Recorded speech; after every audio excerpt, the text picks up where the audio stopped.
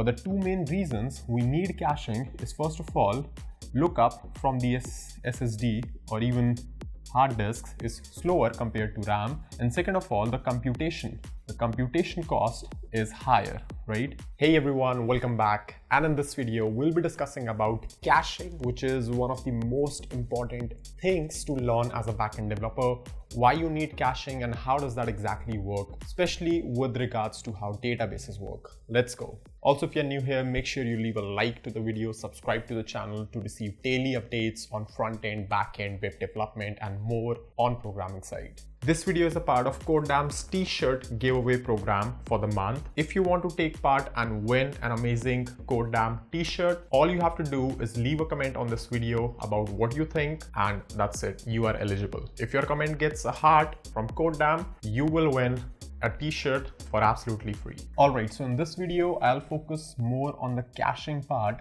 from the concept, from the angle of databases, right? Because that is one of the most used area of caching. Sure, you can cache all sorts of things and all sorts of computations, but database lookups are very popular. Now, the reason for that is, let's say you have a database sitting in front of here, right? And let's assume this is a SQL or NoSQL. I mean, it's pretty much the same thing in terms of caching, but you perform a request, you do any select star or whatever operation. Now, ideally, the reason databases can persist data is that they do not store your data on RAM, right? So you have two components for storage. The first one right here, which we discuss, is RAM, and the second one is a hard disk, right? A hard disk, or SSD or HDD or whatever you want to call it. This is a permanent storage, and this is a temporary storage, which we all know from class 6th. But the thing which we probably don't know is that databases have to store their data on hard disks or SSDs or whatever. The reason for this is because RAMs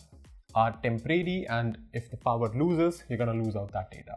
But this lookup is slow. This hard disk lookup is slow. So databases use all sorts of optimizations in order to keep some data in the memory, some data on the hard disk, and so on. But the two main reasons we need caching is, first of all, lookup from the SSD or even hard disks is slower compared to RAM, and second of all, the computation cost is higher, right? And for the most part, I think we focus more on this thing. This part comes more handy if you have large data, right? So if you have large data with tens of thousands or hundreds of thousands of rows or documents, if it's a NoSQL database, then this becomes more suitable point. Other than that, if you have complex queries, like for example in MongoDB, if you're running an aggregate query, that's much complex than just a simple query for the database engine. Therefore, the computation part is the main point there. Now, how does a Redis or any memcache Redis, any caching system solves this?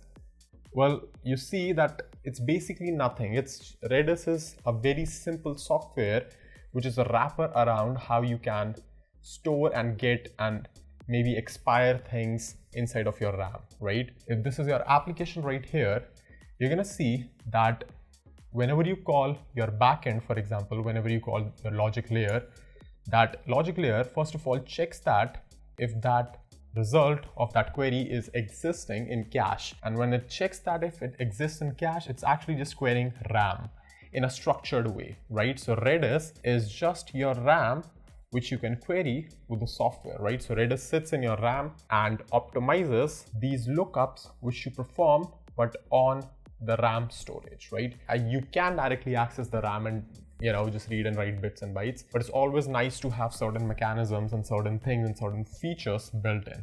For example, you can have an expiry setup with setEx. You can set the key or not depending on if the key exists or not. So these two methods, for example, are very useful for Redis and so on and so forth. But this video is more about caching, so let's not dive deep into Redis because we have a full course on that on codedamn. If you are interested, you can check out the Redis caching concepts on codedamn.com. But the important point here is that Redis is just RAM, right? In a very simple way, Redis is just RAM, which allows you to store these lookup or these computation results directly without actually going through all this database engine and then the hard disk and so on. So an ideal system should look something like this, where you have a client which accesses the API somehow, whether it's API gateway, whether it's your own managed EC2 instances and so on.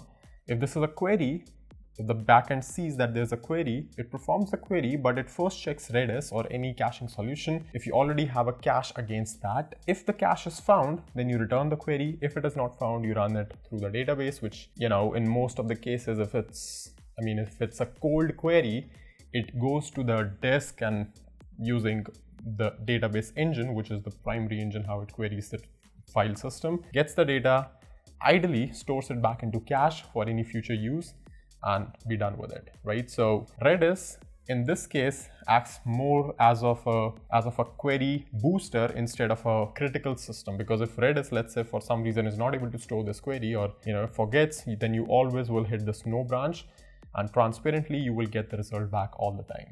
But this right here, this component speeds up this whole thing, because once this query is hit, and for the next million hits, for example, in a single day, you might just hit this route right here, which is probably 2x, 3x faster depending on how complex your query is, how complex your lookup is. Now we haven't discussed about what happens here, obviously, because right here inside of the database as well, database optimizes certain query results. It sees that, hey, if you're accessing this data way too often, I'm just gonna keep that information in the RAM myself, right? So if you're accessing certain queries, certain indexes, for indexes, I believe it keeps it in the RAM for the most part, but even for certain queries, the database engine might do it, right? But anyway, it's always a good idea to have a caching system, especially if you have computationally heavy queries, or if you have queries which require a very large lookup for the databases, right? 10,000, 20,000 records and so on. So yeah, that's pretty much it for this video. If you enjoyed it, make sure you leave a like and hit the bell icon, subscribe to the channel, and let me know in the comments what do you think about caching. That is all for this one. I'm gonna see you in the next video really soon.